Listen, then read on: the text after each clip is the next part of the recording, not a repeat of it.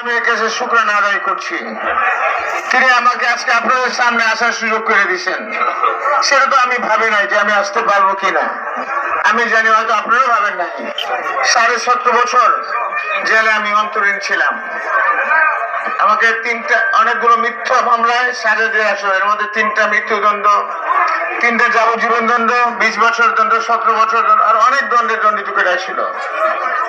কিন্তু আল্লাহ রাব্বুল আলামিন তার খাস নিয়ামত কুদরত রহমত দিয়ে আমাকে আজকে এখানে নিয়ে আসছে। এবং তার পাশাপাশি আমার 3 থানার এই মা বোনেরা, ভাই বোনেরা, আমার মুরব্বিয়ানরা, তারা কেউ খতম পড়ছে, কেউ রোজা রাখছে, কেউ আপনার মানত করছে, নামাজ পড়ছে। আপনাদের দোয়ার বরকতে আমি বিশ্বাস করি আল্লাহ পাক আমাকে এখানে আজকে নিয়ে আসছেন। আপনাদের কাছে আমি আল্লাহর কাছে, আপনাদের সকলের কাছে শুকরানা আদায় করি। আমার শুকরানা আপনি কবুল করুন। ভাইরা আমার, আমি তো নির্যাতিত আপনারা মনে করেন, কিন্তু আমার চেয়ে অনেক অনেক অনেক গুণ বেশি নির্যাতিত হচ্ছেন বেগম খালেদা জিয়া, আমাদের দেশনেত্রী বেগম খালেদা জিয়া। তিনি সাবেক প্রধানমন্ত্রী এবং তিনি ছিলেন আপসীন নেত্রী। এই স্বাধীনতা সার্বভৌমত্ব রক্ষার একমাত্র নেত্রী হচ্ছেন এই আমাদের দেশনেত্রী বেগম খালেদা জিয়া। এবং তিনাকে এই বৃদ্ধ বয়সে 8 বছর তিনাকে জেল খাটিয়েছে মিথ্যা মামলা দিয়ে। আপনারা সবই দেখেছেন। এই জালেম সরকার, এই জালেম হাসিনা আজকে কোথায়? তার আজকে জীবন্ত মৃত্যু হচ্ছে, প্রতিদিনই তার মৃত্যু হচ্ছে। আল্লাহ পাক তার সাজা দুনিয়াতে দিয়ে দিয়েছেন। দুনিয়াতে আমরা দেখতে পাচ্ছি যে দুনিয়ার ভিতরে তার সমস্ত কিছু ধ্বংস হয়ে গেছে। এটাকে আমি আর আপনি করছি ভাই? আল্লাহ পাক খাস নিয়ামত কুদরতের জনমানুষ করছে। সুতরাং পাশাপাশি উনার ছেলে, ছোট ছেলের নাম হচ্ছে আরাফাত রহমান কোকো। সে কোনো রাজনীতি করতো না, কোনো কিছুর সাথে জড়িত ছিল না। তার উপর যে শারীরিক নির্যাতন, মানসিক নির্যাতন যা করছে, পরে সে নির্যাতনের অবস্থাতেই বেচারা মারা গেল। তার বড় ছেলে আমাদের অ্যাক্টিং চেয়ারম্যান জনাব তারেক রহমান সাহেব, তিনি তো আপনার কোন রাজনীতি সেইভাবে সক্রিয় ছিলেন না। তিনাকেও অ্যারেস্ট করা হলো, নির্যাতন করা হলো। তিনি আজকে নির্বাসিত অবস্থায় প্রায় 18 বছর হয়ে গেল লন্ডনে আছেন। ইনশাআল্লাহ তারা উনি বাংলাদেশে আসবেন। আপনারা কি বাংলাদেশে ওনাকে দেখতে চান না? বাংলাদেশে ওনাকে কিভাবে আপনারা দেখতে চান? আমরা কি বাংলাদেশে একজন তারেক রহমান সাহেবকে প্রধানমন্ত্রী হিসেবে দেখতে চাই কিনা বলেন? নারায়ণ তাকবীর, নারায়ণ তাকবীর, নারায়ণ তাকবীর, আল্লাহু আকবার।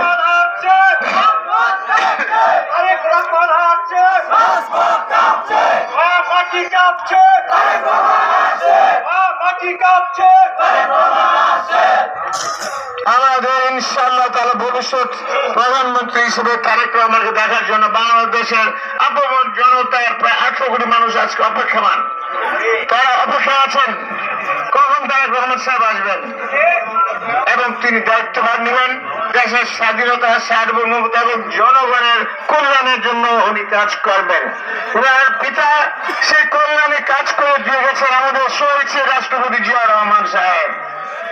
আপনারা সবাই ওনাকে জানেন। আর ওনার মাতা বেগম খালেদা জিয়া, আমাদের নেত্রী, প্রাণপ্রিয় নেত্রী, দেশনেত্রী বেগম খালেদা, উনিও কাজ করে গেছেন। ওনার সন্তান কি করতে পারে সেটাকে আমার বলার প্রয়োজন আছে?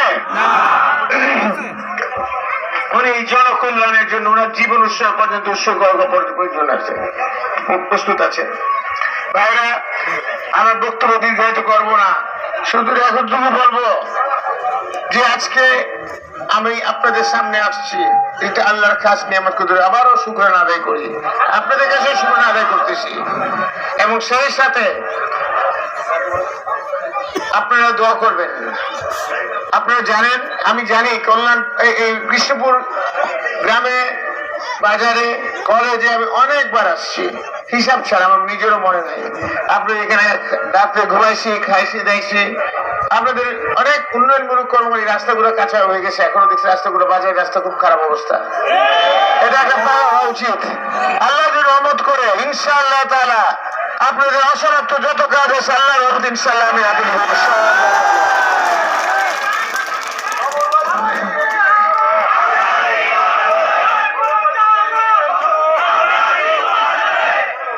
পাশাপাশি আপনাদেরকে একটা বড় সমস্যা আমাদের সামনে আছে, সেটা হচ্ছে আমাদের যুবক ভাইরা, তাদের কর্মস্থল নাই, তারা বেকার অবস্থায় ঘোরাফেরা করে। আমাদের এই বেকার যুবক ভাই বোনরা, তাদের জন্য আমার খুব চিন্তা। জেল থেকে আমি বসে বসে চিন্তা করতাম কি করা যায়। সরকারি চাকরি তো সবাইকে দেওয়া যাবে না, কিন্তু সরকারি চাকরি তো আমি আল্লাহর রহমতে আপনারা জানেন আমি আমার পুরো ধাক্কা দিই, আগামাতো ধাক্কা দিই না, পুরো ধাক্কাই দিয়ে দিই ইনশাআল্লাহ তাআলা আল্লাহ যদি রহমত করে। কিন্তু তার জন্য আপনাদের প্রস্তুত হইতে হবে ভাই। আপনাদেরকে লেখাপড়া করে নিজেকে যোগ্য করতে হবে। যোগ্য না করলে আপনারা রিটেন পরীক্ষা পাস করতে পারবেন না, শারীরিক পরীক্ষা পাস করতে পারবেন না। রিটেন এবং শারীরিক পরীক্ষা নিজের যোগ্যতা বলে পাস করতে হবে, তাহলেই তো আমি পরের ধাক্কাটা আমি দিতে পারবো, দিতে পারবো না। তো আপনাদেরকে আমি আমার মুরব্বিয়ানদেরকে বলবো, আমার সমবয়সী যারা আছেন ওনাদেরকে বলবো, আপনারা আমাদের যারা সন্তান আছেন, আমাদের যারা ভাইরা ভাতিজা আছে বা যুবক ভাইয়েরা বোনেরা, তোমরা আসো, তোমরা নিজেকে প্রস্তুত করো, নিজেকে গড়ো, নিজেকে লেখাপড়া শিক্ষিত করো, সমৃদ্ধশালী করো, যাতে পরবর্তী জীবনের জন্য তোমরা তৈরি হইতে পারো। আমি যাতে তোমাদেরকে একটা ধাক্কা দিয়ে একটা জায়গায় নিতে পারি। পাশাপাশি হচ্ছে সবাই তো হবে না, পাশাপাশি হচ্ছে বিদেশে কর্মসংস্থান। সেই কর্মসংস্থান একটা বড় সুযোগ কিন্তু আছে। এখন প্রায় 1 কোটির উপরে লোক, প্রায় 1,20,25 লাখ লোক আছে পুরো পৃথিবীতে ছড়ায় ছিটায় আছে। তো সেখানে কিন্তু আমার বড় একটা কর্মসংস্থান সুযোগ হবে আল্লাহ যদি রহমত করে। সেটার জন্য তো আপনাকে প্রস্তুত হইতে হবে রে ভাই।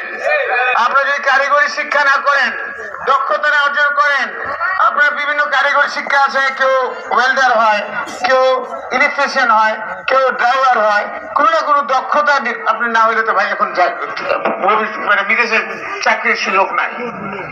আপনাদেরকে বিভিন্ন কারিগরি শিক্ষা প্রতিষ্ঠান পুরো বাংলাদেশ ব্যাপী হয়ে গেছে, সেখানে অন্তত 6 মাস ধরে আপনারা সেই শিক্ষাটা নিয়ে নেন। আপনি যদি নিয়ে নেন, তখন যারা এই ব্যবসা করেন, আমাদের বলবো মেন পাওয়ার ব্যবসা করেন, তাদের উপর আমি একটা থাবা দিব, বলবো যে আমাকে একটা কোটা দিতে হবে ইনশাআল্লাহ তারা আপনাদের জন্য। সেই আমি কি থাবা দিব, আনবো, কিন্তু আপনারা তো যদি মানে এখানে শিক্ষিত না, কারিগরি শিক্ষিত যেতে হবে, আমি কোনো লাভ হবে না, যেতে পারবেন না ভাই। সেই জন্য আপনারা নিজেদেরকে সেই যোগ্য করে তুলিয়ে আপনার এই জায়গাটায় ফাঁকি দেন না।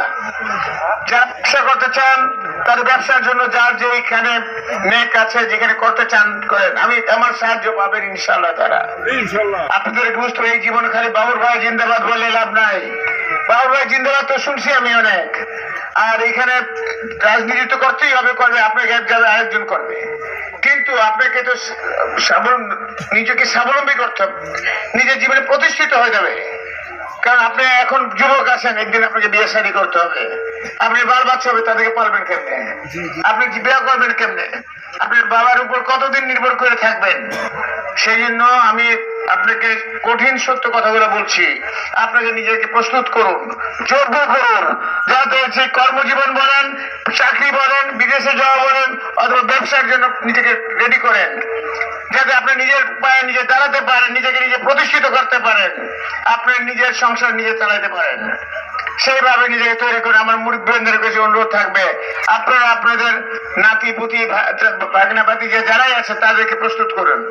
এবং আমাদের এটা একটা সবচেয়ে বড় চ্যালেঞ্জ, আমার নেতার বড় চ্যালেঞ্জ।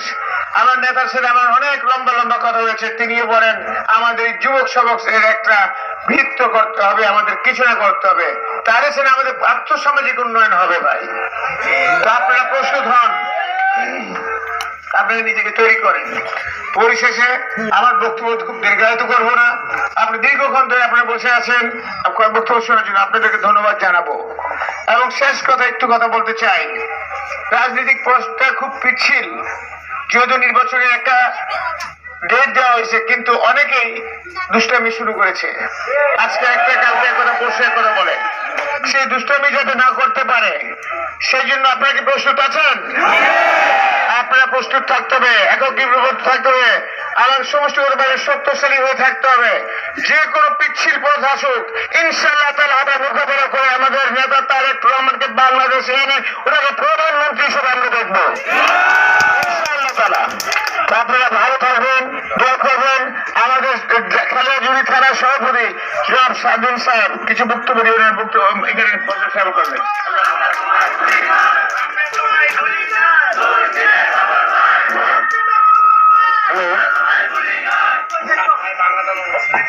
বিসমিল্লাহির রহমানির রহিম।